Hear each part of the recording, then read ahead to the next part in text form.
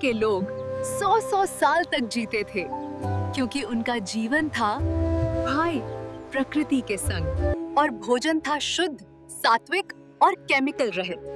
वे पुरुष और स्त्रियां थे मजबूत, निरोगी, क्योंकि वे ऋषि मुनियों द्वारा बनाई गई आयुर्वेदिक औषधियों का सेवन करते थे।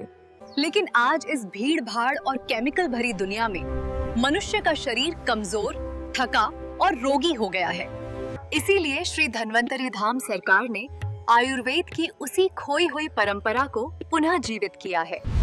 हजारों साल पुराने ऋषि मुनियों के सूत्र से बना दिव्य शक्ति आयुर्वेदिक पाउडर यह शरीर को अंदर से मजबूत बनाता है, रक्त शुद्धि करता है और ऊर्जा भरता है। अब समय है फिर से स्वस्थ, शक्तिशाली, दीर्घायु बनने का। दिव्य शक्ति के साथ अपनाइए प्राकृतिक जीवन शक्ति। आज ही ऑर्डर करें।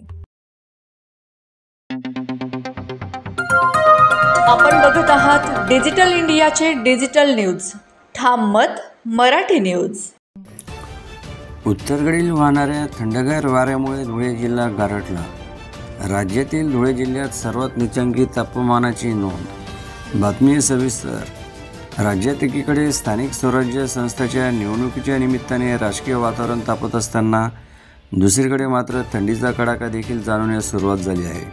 काल धुळ्यात 8 अंश सेल्सिअस तापमानाची नोंद झाली होती, तर आज धुळे जिल्ह्यात 6.2 अंश सेल्सिअस इतक्या नीचांकी तापमानाची नोंद करण्यात आली असून या थंडीचा आनंद घेण्यासाठी नागरिक सकाळीच घराबाहेर पडण्यास सुरुवात झाली आहे।